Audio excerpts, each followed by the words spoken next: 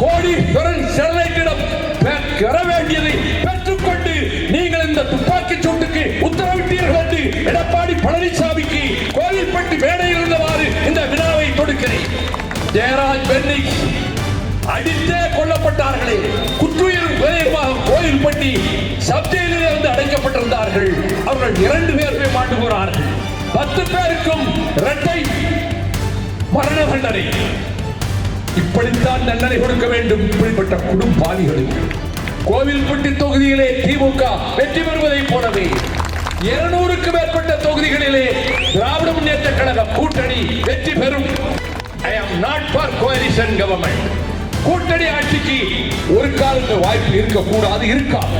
எந்த அண்ணாவின் கொள்கையை நெஞ்சில் ஏற்றி கொண்டு சென்றேனோ அந்த அண்ணா உருவாக்கிய வளர்த்த திராவிட இயக்கம், கலைஞரால் பராமரிக்கப்பட்ட திராவிட இயக்கம், அது இந்த மண்ணிலே சாய விட்டுவிடக் கூடாது. முதலமைச்சர் வாகனத்தை எந்த அடிப்படையிலே போய் சோதனை செய்தீர்கள்? முதலமைச்சரானால் என்ன, சாதாரண மனிதனாக இருந்தாலும் எல்லோரும் எங்களுக்கு ஒன்றுதான். ஷபாஸ்.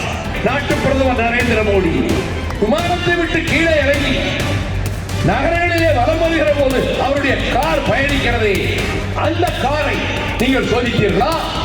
பிரதமர் மீது நாம் எப்படி சொல்லுவோம்? நமக்கே ரீடு வந்து விட்டால் என்ன என்ற பயமா? ஆச்சி மசாலா எந்த சமையலும் ருசி தேடும் ரகசியம் 20 ரூபாய். வீடுதோறும் அரசு சேவைகள் மருத்துவம் தொடர்ந்திட ஸ்டாலின் தொடரட்டும், தமிழ்நாடு வெல்லட்டும். லெஜண்ட் சரவணா ஸ்டோர்ஸ் புரொடக்ஷன்ஸ் தயாரிப்பில் லெஜண்ட் சரவணன் நடிக்கும் லீடர் உங்கள் அபிமான திரையரங்குகளில் வெற்றி நடை போடுகிறது. கூற்று உடன் மேல்வரினும் கூடி எதிர்க்கும் ஆற்றல் அதுவே படை என்ற வள்ளுவன் வாய்மொழிக்கு இலக்கணமாக ஈட்டி பாய்ந்தாலும் இவைகொட்டாது மார்பு காட்டுகின்ற வீரர் திரு கூட்டம் எங்கே? அது தமிழகத்தினுடைய வாலிப சிங்க கூட்டம் என்று நான் மேடைதோறும் விழிக்கின்ற தகுதியை பெற்றிருக்கக்கூடிய இளைஞர் பட்டாளமே, ஜனநாயகத்தின் விழிகளான செவிகளான செய்தியாளர்களே, தொலைக்காட்சி ஊடக நண்பர்களே, என் சிறந்தாழ்ந்த வணக்கம்.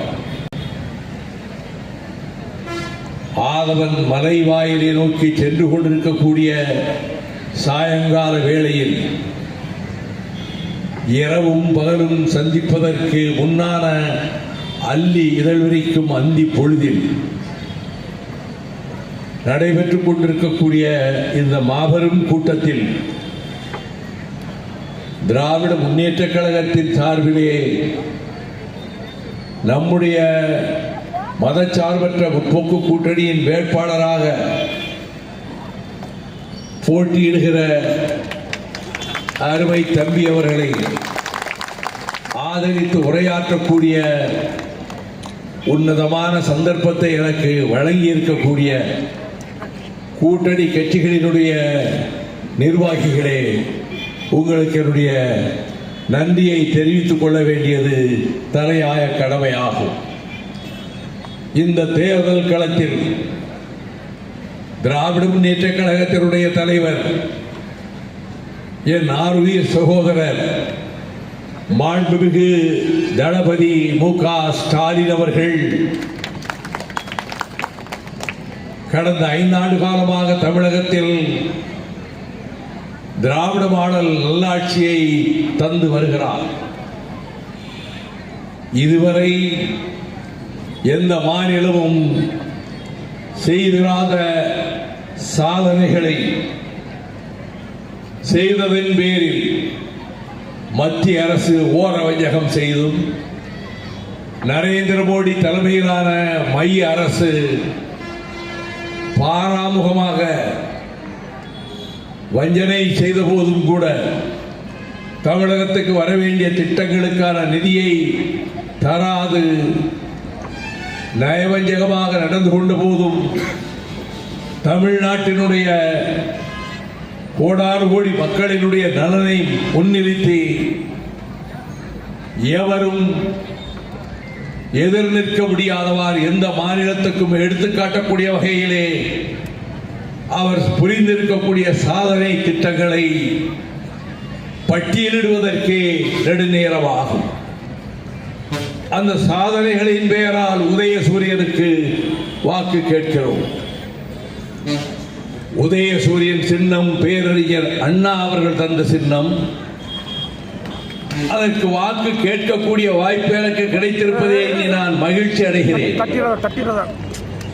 1964 பேரறிஞர் அண்ணா அவர்கள் முன்னிலையில் ஆகஸ்ட் 21ஆம் நாள் திராவிட முன்னேற்ற கழகத்தினுடைய மாணவர் அமைப்பிலே இணைத்துக் கொண்ட நான் 30 ஆண்டு காலம் உதயசூரியன் சின்னத்திற்காகவே இந்த தமிழகத்தின் 4 திசைகளிலும் பட்டி தொட்டி பட்டணக்கரை என்று அங்கிங்கனாதபடி எங்கும் சென்று வாக்குகள் கேட்டதும் 24 முறை திராவிட முன்னேற்ற கழகம் தலைமை அறிவித்த அத்தனை போராட்ட களங்களிலும் முன்வரிசைகளில் நின்று சிறைச்சாலைக்கு சென்றதும், ஓராண்டு காலம் விசா குட்டடியிலே லட்சியத்தை நெஞ்சிலே கனலாக ஏந்தியவாறு நான் பாடுபட்டதும்,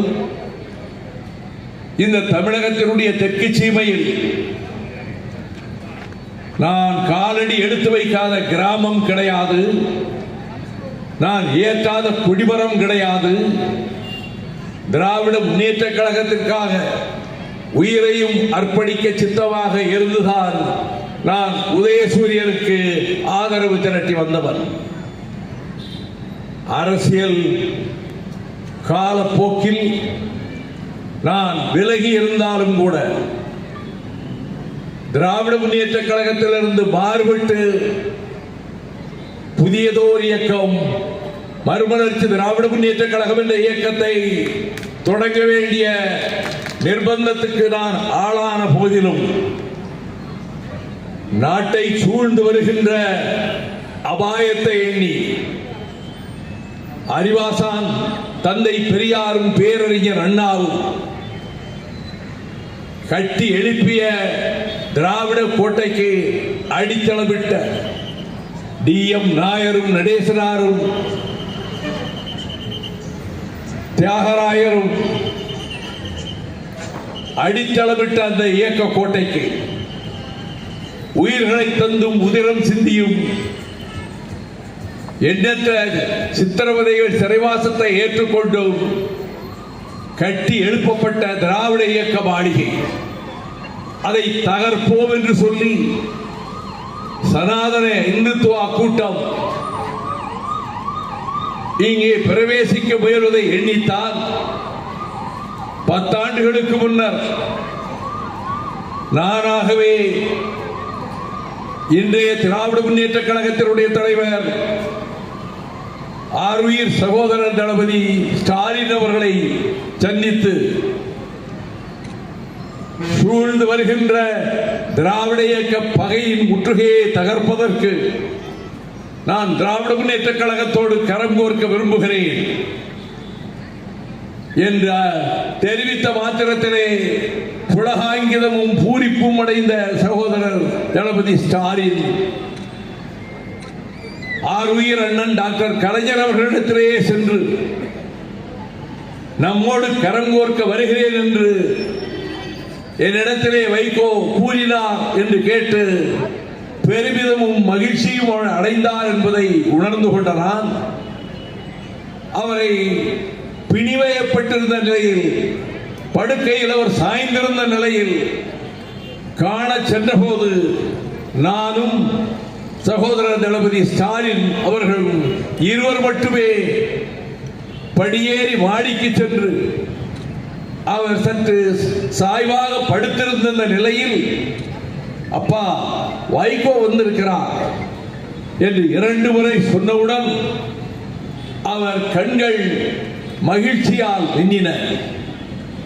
நான் அவரிடம் சொன்னேன், அண்ணனே, ஒரு காலத்தில் உங்களுக்கு உற்ற மெய்காப்பாளனாக, உங்கள் மீது ஒரு துரும்பு விடுவதற்கும் சகிக்காதவனாக, உங்களுக்கு வருகின்ற இடர்களை தடுப்பதற்கு என் இன்னுயிரையும் தத்தம் செய்வதற்கு ஆயத்தமானவனாக உங்களுக்கு அருகிலே இருந்து எப்படி பாடுபட்டேனோ அதே போல தம்பி தளபதிக்கும் நான் உறுதுணையாக இருப்பேன் என்று கூறிய மாத்திரத்தில் அவர் 2 கரங்களையும் நீட்டினார்.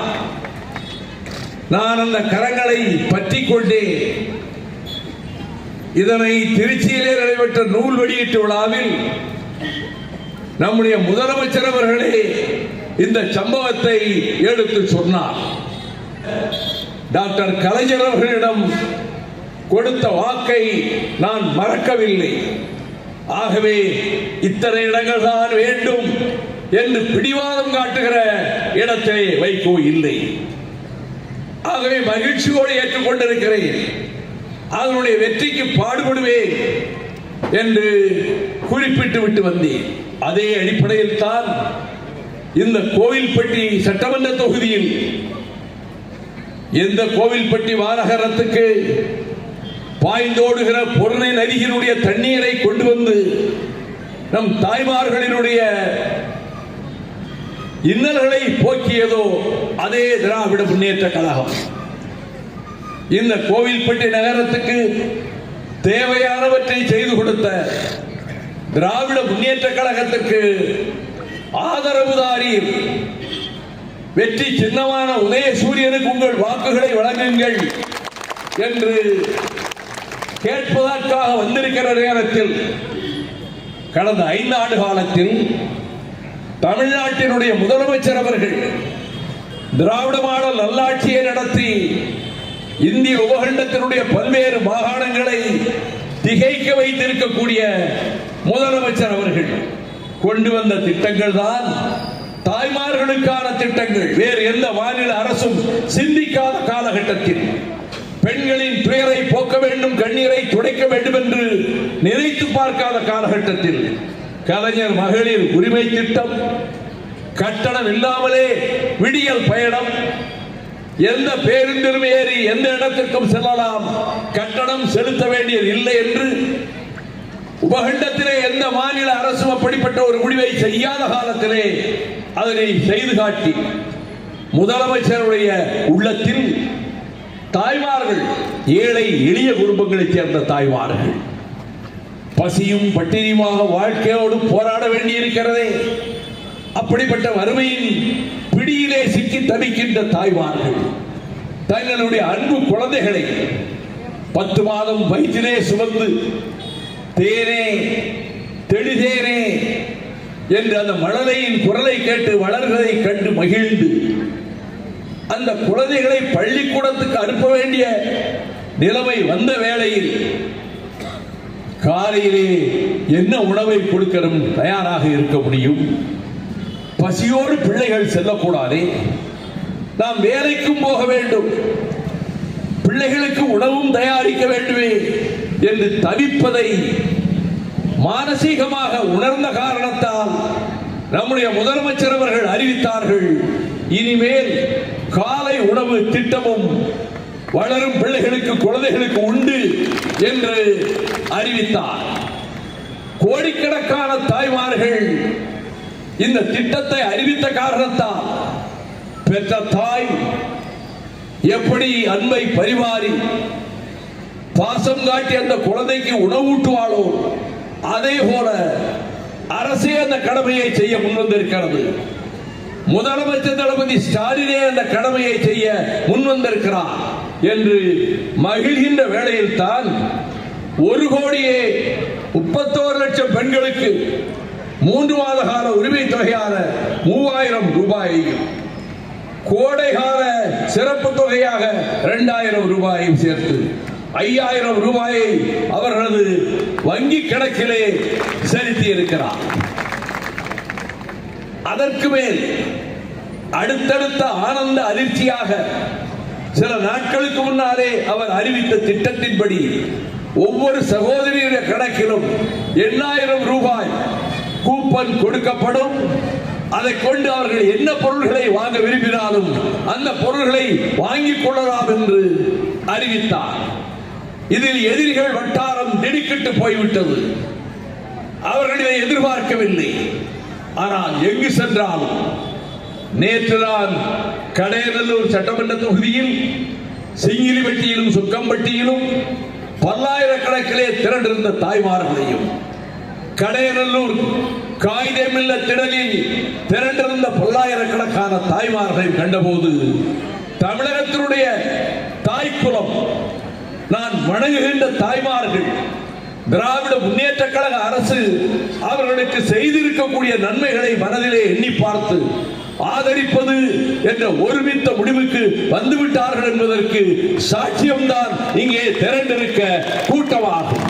அதை போலவே புதுமை பெண் திட்டம், தமிழ் புதல்வன் திட்டம், நான் முதல்வன் திட்டம், மக்களை தேடி மருத்துவம், இன்னுயிர் காக்கும், நம்மை காக்கும் 48 என்று அந்த நோயின் பிடியிலே இருப்பவர்களுக்கு அரசாங்கமே மருத்துவம் செய்கின்ற திட்டங்களை அறிவித்ததோடு வேளாண்மைக்கு தனி நிதிநிலை அறிக்கை என்று அறிவித்ததோடு இந்த கல்லூரி மாணவர்களுக்கு மடிக்கணினி வழங்கும் திட்டம், 2 லட்சம் உழவர்களுக்கு இலவச மின் இணைப்பு, இவற்றை அறிவித்துவிட்டு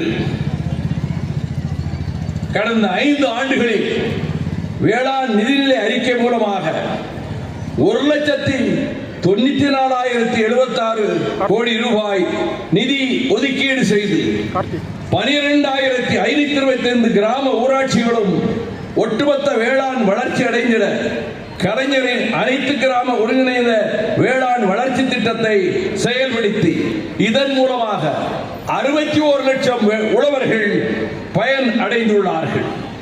முதலமைச்சரின் மண்ணுயிர் காத்து மண்ணுயிர் காப்போம் திட்டத்தின் மூலமாக 21 லட்சம் விவசாயிகள் பயன் அடைந்துள்ளார்கள்.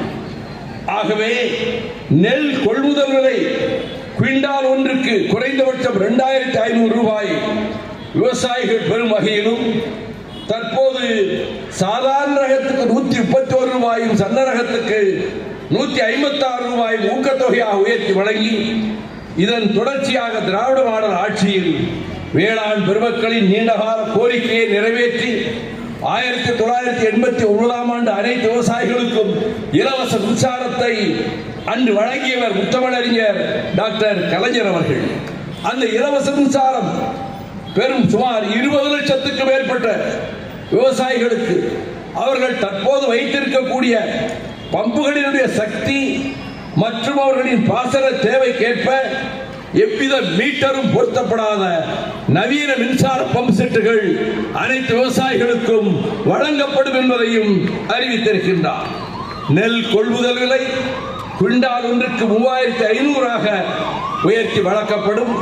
கரும்பு கொள்முதல் விலை டன் ஒன்றுக்கு 4,500 உயர்த்தி வழங்கப்படும் என்று இந்த திட்டங்களை அறிவித்து விவசாயிகள், மீனவ சகோதரர்கள், மாணவர்கள், அரசு ஊழியர்கள், அனைத்து தரப்பினருக்கும் தேவையான திட்டங்களை அவர் முன்னெடுத்து செயல்படுத்தி வருகின்ற அந்த பெருமையை எண்ணித்தான் திராவிட முன்னேற்ற கழகத்தை நீங்கள் ஆதரித்து இந்த தொகுதியிலே வெற்றி பெற செய்ய வேண்டும். இது திராவிட முன்னேற்ற கழகத்தினுடைய கோட்டையாக இந்த தேர்தல் முடிவுக்கு பின்னர் இந்த தொகுதி கழகத்தின் கோட்டை, முன்னேற்ற கழகத்தின் கோட்டை, திராவிட முன்னேற்ற கழகத்தின் கோட்டை என்பதை நிரூபிப்பீர்கள் என்று நான் திடமாக நம்புகின்றேன். இதை சொல்லக்கூடிய தகுதி, உங்களிடம் வாக்குகள் கேட்கக்கூடிய தகுதி இந்த எளியவனுக்கு நிச்சயமாக உண்டு. இந்தியாவிலே எந்த ஒரு நகரத்திலும் 3 மேம்பாலங்கள் ஒரு ரயில்வே திட்டத்திலே வந்தது கிடையாது. இந்தியாவிலேயே கிடையாது, தமிழ்நாட்டில் அல்ல, இந்தியாவிலேயே கிடையாது. ஆனால் அன்றைய தலைமை அமைச்சரிடமும் நிதி அமைச்சர் ரயில்வே அமைச்சரிடமும் கோவில்பட்டி நகரத்திற்கு 3 மேம்பாலங்கள் வேண்டும், ஒரே நேரத்திலே நீங்கள் அதை அனுமதிக்க வேண்டும் என்று சொன்ன போதுதான் ரயில்வே ஸ்டேஷனுக்கு அருகிலே ஒரு மேம்பாலம், இளையசரையர்கள் சாலையை நோக்கி செல்லுகிற வழியிலே ஒரு மேம்பாலம், லட்சுமி நூற்பாலைக்கு அருகிலே ஒரு மேம்பாலம் என்று 3 மேம்பாலங்களையும் ஒரே பட்ஜெட்டிலே அறிவிக்க வைத்து அந்த மேம்பாலங்களும் கட்டி முடிக்கப்பட்டு நான் சாதித்தவை என்று என்னுடைய கடமை, நான் சாதனை என்று சொல்ல விரும்பவில்லை. என்னை தேர்ந்தெடுத்தார்கள், நாடாளுமன்ற உறுப்பினராக தேர்ந்தெடுத்தார்கள். ஆற்ற வேண்டிய கடமை என்று கருதி அதனை செய்து முடித்தேன்.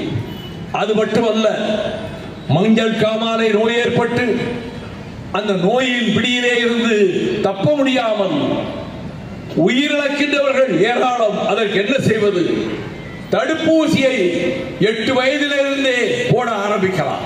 ஒரு ஊசியின் விலை அப்பொழுது 450 ரூபாய். 3 ஊசிகள் போட வேண்டும்.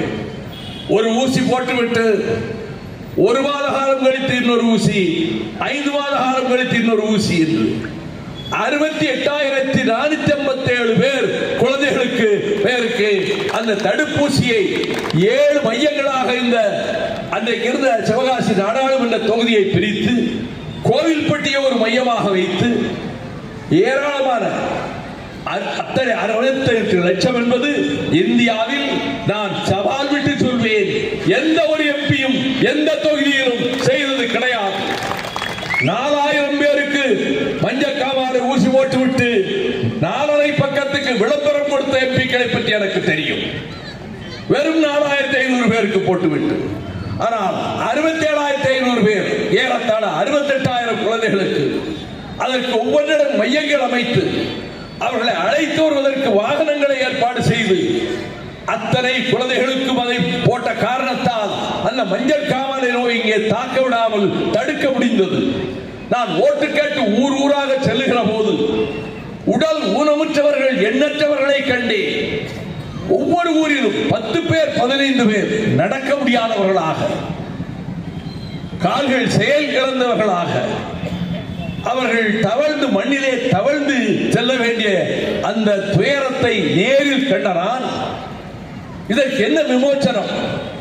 இந்த தொகுதி முழுவதிலும் இப்படி ஏராளமானவர்கள் பல்லாயிரக்கணக்கிலே பாதிக்கப்பட்டிருக்கிறார்கள் என்று திருப்பதி தேவஸ்தானத்துக்கு உட்பட்ட பேர்டு இன்ஸ்டிடியூட்டை அணுகி அவர்கள் இலவசமாகவே வந்து செய்ய தயார் என்று சொன்ன பிறகு அந்த ஊனமுற்றோர் மறுவாழ்வு சிகிச்சை முகாம் என்று 5 தடவை முகாம்கள் அமைத்து 25,000 ஊனமுற்றவர்கள் நிமிர்ந்து நடக்கக்கூடிய ஒரு நிலையை ஏற்படுத்தி அதிலே பல இளம் பெண்கள், என் பேத்திகளை போன்றவர்கள் திருமணமாகிய வாழ்க்கை நடத்தக்கூடிய அளவுக்கு அதனை விளம்பரமாக அல்ல, அந்த முகாம்களிலே நான் கட்சி கொடியை கட்டியதில்லை, அந்த முகாம்களிலே கட்சியை நான் விளம்பரப்படுத்திக் கொண்டதில்லை. ஏனெனில் அப்படிப்பட்ட முகாம்களுக்கு எதிர்க்கட்சிகளை சேர்ந்தவர்கள் வருவதற்கு தயங்குவார்கள். அண்ணா திராவிட முன்னேற்ற கழகத்தை சேர்ந்தவர்கள் தயங்குவார்கள், அல்லது அண்ணா திமுக என்றால் திமுகவினர் வர தயங்குவார்கள். எனவே கட்சி அடையாளமே இருக்கக்கூடாது என்று கட்சியின் அடையாளமோ சின்னத்தின் அடையாளமோ இல்லாதவாறு உபகண்டத்திலே காஷ்மீர் முதல் கன்னியாகுமரி வரை எந்த நாடாளுமன்ற உறுப்பினரும் செய்யாததை நான் செய்தவன் என்ற தகுதியோடு உங்கள் முன்னாலே நின்று கொண்டிருக்கிறேன். தமிழ்நாட்டின் வாழ்வாதாரங்களை காப்பாற்றுவதற்காக போராடி இருக்கிறேன். என்னுடைய வாழ்க்கை பெரும்பாலும் போராட்டங்களிலேயே தான் கழிந்திருக்கிறது. இதுவரை திராவிட முன்னேற்ற கழகத்தில் இருந்தபோது 24 முறை சிறை சென்றிருக்கிறேன். அதற்கு பிறகு 5 முறை சிறை சென்றிருக்கிறேன். 5.5 ஆண்டு காலம் சிறைவாசத்தை ஏற்றிருக்கிறேன். சாதாரண சி கிளாஸ் பிரிசனர், அந்த கைதி அலுமினிய தட்டிலே வாங்குகிற அந்த உணவைத்தான் நான் வாங்கி சாப்பிட்டு இருக்கிறேன். நான் எந்த சுகத்தையும் எதிர்பார்த்தல்ல. இந்த கோவில்பட்டியை உள்ளடக்கிய தூத்துக்குடி மாவட்டத்தில் தான், தூத்துக்குடியிலே நாசகார ஸ்டெர்லைட் தொழிற்சாலை வந்தது. எங்கே?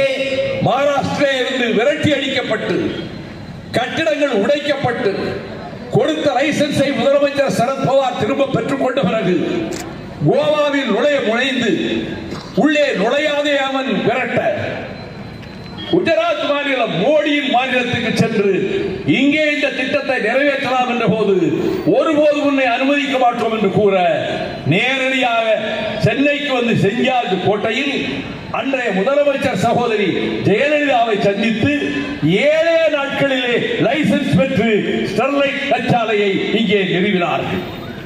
அதை எதிர்த்து 7 மறியல், 4 நடைபயணம், 5 உண்ணாவிரத போராட்டங்கள், இத்தனையும் பல்லாயிரக்கணக்கானவர்களை திரட்டிக் கொண்டு போய் நடத்தினேன். நான் கேட்கிறேன், என்னுடைய பொது வாழ்க்கையில் பலர் விமர்சனங்கள் செய்வது உண்டு. நான் விமர்சனங்களை வரவேற்கிறேன். ஆனால் நாட்டுக்காகவும் நாட்டு மக்களுக்காகவும் தமிழ்நாட்டு வாழ்வாதாரங்களை காப்பாற்றுவதற்காகவும் என் வாழ்க்கையே நான் அர்ப்பணித்திருக்கின்றேன். ஓட்டுக்காக அல்ல, கட்சிக்கு செல்வாக்கு தேட வேண்டும் என்பதற்காக அல்ல, மக்களை பாதுகாப்பதற்காக. திராவிட முன்னேற்ற கழக ஆட்சி வளரும் போதுதான் தமிழகத்தினுடைய நலன்கள் பாதுகாக்கப்படும். அதே ஸ்டெர்லைட் தொழிற்சாலை எதிர்த்து மக்கள் போராடிய போது 13 பேர் படுபயங்கரமாக சுட்டுக் கொல்லப்பட்டார்கள். நான் மேடைகளிலே இன்றைக்கு அறைகூவல் விட்டுக் கொண்டிருக்கக்கூடிய நண்பர் எடப்பாடி பழனிசாமியை கேட்கிறேன், நீங்கள் நிர்வாகத்தில் இருந்தபோதுதானே அந்த கொடுமை நடந்தது? ஒருவர் இருவர் அல்ல, 13 பேர் சுட்டுக் கொல்லப்பட்டார்கள். ஸ்டெர்லைட் முதலாளிக்காக காவு வாங்கினீர்கள். கோடீஸ்வரன் ஸ்டெர்லைட்டிடம் பெற வேண்டியதை பெற்றுக்கொண்டு நீங்கள் இந்த துப்பாக்கி சூட்டுக்கு உத்தரவிட்டீர்கள் என்று எடப்பாடி பழனிசாமிக்கு கோவில்பட்டி மேடையில் இருந்தவாறு இந்த வினாவை தொடுக்கிறேன். இவ்வளவு படுபயங்கரம் நடந்ததற்கு பிறகு அதை போலவே 2 பேர் காவல் நிலையத்திலே வைத்து சித்திரவதை செய்யப்பட்டார்களே, ஜெயராஜ் பென்னிக்ஸ் அடித்தே கொல்லப்பட்டார்களே, குற்றுயிரும் விரைவாக கோயில்பட்டி சப்ஜெயிலே வந்து அடைக்கப்பட்டிருந்தார்கள். அவர்கள் 2 பேருமே மாண்டு போனார்கள். தீர்ப்பு நேற்றைக்கு வந்திருக்கிறது. 10 பேருக்கும் இரட்டை மரண தண்டனை.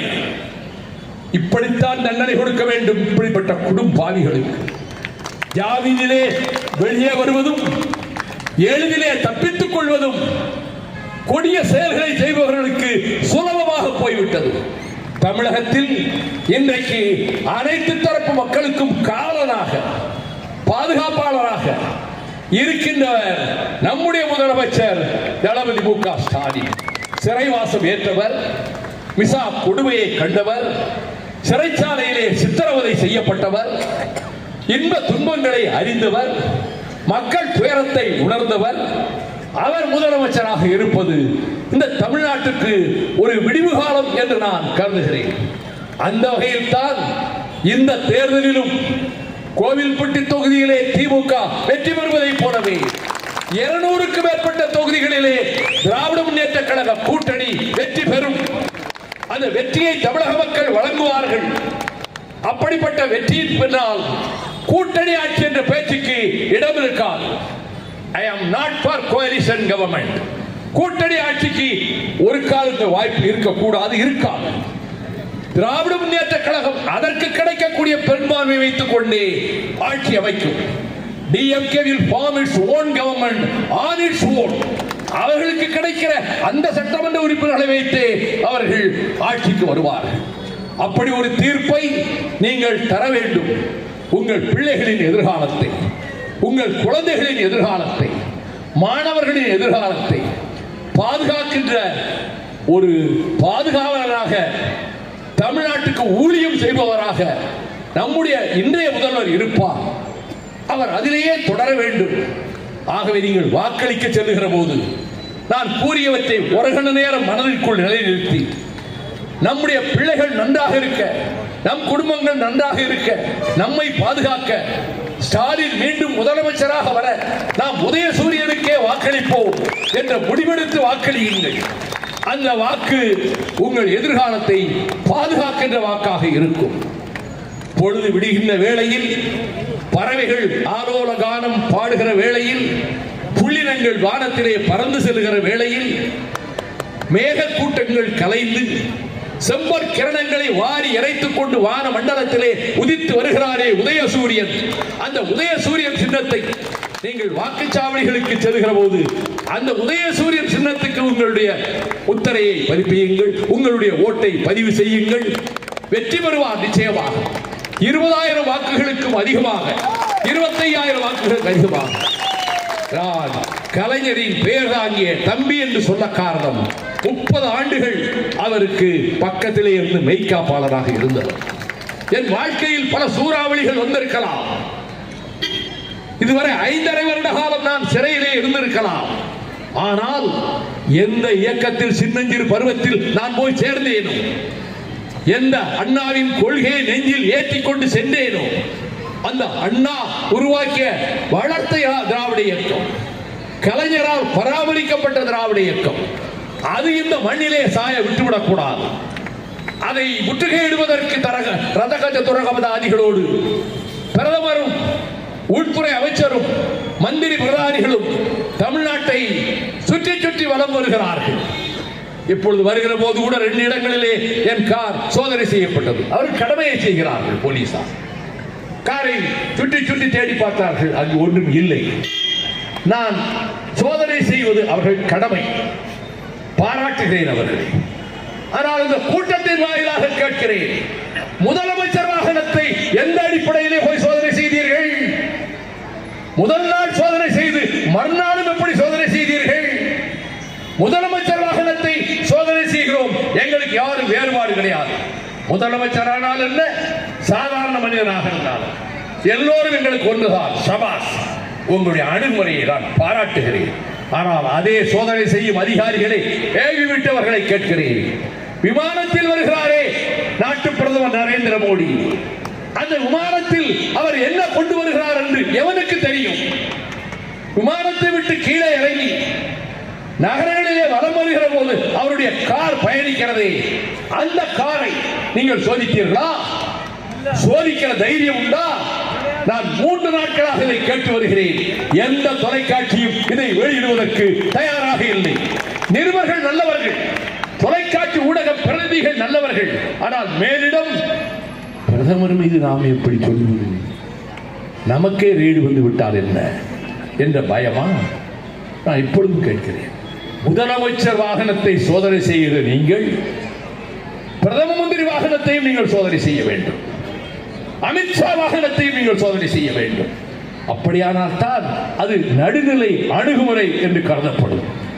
நீங்கள் இன்னும் உங்கள் மத்தியிலே இருக்கக்கூடிய அதிகாரத்தை வைத்துக் கொண்டு அதை சவுக்கென வீசி தமிழகத்தை வளைத்து விடலாம் என்று நீங்கள் நினைப்பீர்களானால் அது பகல் கனவாகும், ஒரு காலம் நடக்காது. ரத்தமும் கண்ணீரும் வியர்வையும் சிந்தி லட்சோப தொண்டர்கள் கட்டி காத்த இந்த திராவிட இயக்கத்தை நெல்லிக்குப்பம் மஜீதும், தூத்துக்குடி கேவிகே சாமியும், வண்ணை பாண்டியனும், உடையார்பாளையம் வேலாயுதமும் உயிர் கொடுத்து பாதுகாத்த திராவிட இயக்கத்தை, கண்ணீரும் செந்நீரும் சிந்தி பாதுகாத்த திராவிட இயக்கத்தை, அதில் நான் ஒரு அங்கம். திராவிட இயக்கத்துக்காகவே என் வாழ்வை அர்ப்பணித்தவன். நான் விலகி சென்றிருக்கலாம், சில ஆண்டுகள் விலகி இருந்த காலங்களிலே நான் கடுமையாக விமர்சித்திருக்கலாம், நான் இல்லை என்று மறுக்கவில்லை. ஆனால் இப்பொழுது ஏற்பட்டிருக்கக்கூடிய சூழ்நிலையை கருதித்தார் பிறக்கப் போவது ஒரு முறைதான், தமிழ்நாட்டில் இன்னொரு முறை நான் பிறக்கப் போவதில்லை. என் ஆயுளும் இன்னும் அதிக நாட்கள் இருக்காது. ஆனால் நான் செய்ய வேண்டிய கடமை, நான் பிறந்த பொன்னாடாகிய தமிழ்நாட்டை பாதுகாப்பதற்கு, இந்த தமிழ்நாட்டை பாதுகாக்க அண்ணா வகுத்த வியூகத்தை பாதுகாப்பதற்கு, ரத்தத்தால் கண்ணீரால் வியர்வையால் கட்டி எழுப்பப்பட்ட திராவிட இயக்கத்தை பாதுகாப்பதற்கு என் வாழ்நாள் பயன்படட்டும் என்று முடிவெடுத்துக் கொண்டுதான் இந்த முடிவுக்கு வந்தேன். ஆகவேதான் இத்தனை சீட்டுத்தான் வேண்டும் என்று பேரம் பேசுகிற இடத்திலே வைகோ இல்லை. எனக்கு இந்த பதவிதான் வேண்டும், கேட்பவன் அல்ல வைகோ. நீ கேபினட்டிலே மந்திரியாகலாம், விரும்பிய இலாக்காவை எடுத்துக்கொள் என்று அடல் பிகாரி வாஜ்பாய் ஒரு முறைக்கு 3 முறை சொன்னார்.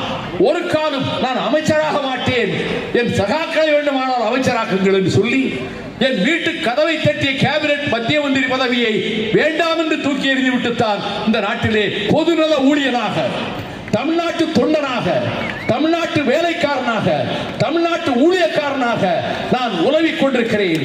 இந்த மாநகரத்துக்கு, இந்த கோவில்பட்டி நகரத்துக்கு என்னால் என்ற படிகளை செய்த தகுதியோடு உங்களிடம் வாக்கு கேட்கிறேன், இருகரம் குப்பி வாக்கு கேட்கிறேன். அன்பு தாய்மார்களே, பெரியோர்களே, நடுநிலையாளர்களே, கட்சிகளை சாராதவர்களே, நீங்கள் உதயசூரியனை ஆதரியுங்கள், உதயசூரியனை வெற்றி பெற செய்யுங்கள். அருமை தம்பி, திமுக கழகத்தின் வேட்பாளராக போட்டியிடுகிற இந்த தம்பி கோவில்பட்டியினுடைய சட்டமன்ற உறுப்பினராக சட்டசபைக்குள்ளே செல்லுகிற நாள் வரும். அதிக வாக்கு வித்தியாசத்திலே அவர் வெற்றி பெறுவார் என கூறி, வெல்க உதயசூரியன், வாழ்க பெரியார் புகழ், வாழ்க அண்ணா புகழ் என்று சொல்லி இவ்வளவு நேரம் அமைதியாக தாய்மார்கள் உட்கார்ந்திருக்க மாட்டார்கள். பாதியிலே எழுந்து போய்விடுவார்கள். நான் பார்க்கிறேன், ஆச்சரியமாக இருக்கிறது. வந்த நேரத்திலிருந்து அசையாமல் அப்படியே சிலையாக உட்கார்ந்திருக்க என் தாய்மார்களின் காலடிகளை தொட்டு வணங்கி, உங்கள் பாதங்களை தொட்டு வணங்கி என்னுடைய நன்றியை தெரிவித்துக் கொள்கிறேன். வணக்கம். நக்கீரன் டிவிக்கு சப்ஸ்கிரைப் செய்யுங்கள். உங்கள் ஆதரவே எங்கள் பலம். ஆசிரியர்களுக்கு நண்பனாகவும் மாணவர்களுக்கு ஆசானாகவும் திகழும் தேர்வு வழிகாட்டி. ஒவ்வொரு பாடத்திற்கும் அனுபவமிக்க ஆசிரியர்களின் துல்லியமான தெளிவான விடைகள். CNC இருக்கு, தேர்வு பயம் எதற்கு? இது தீரன் பப்ளிஷிங் ஹவுஸ் விற்பனை வெளியீடு.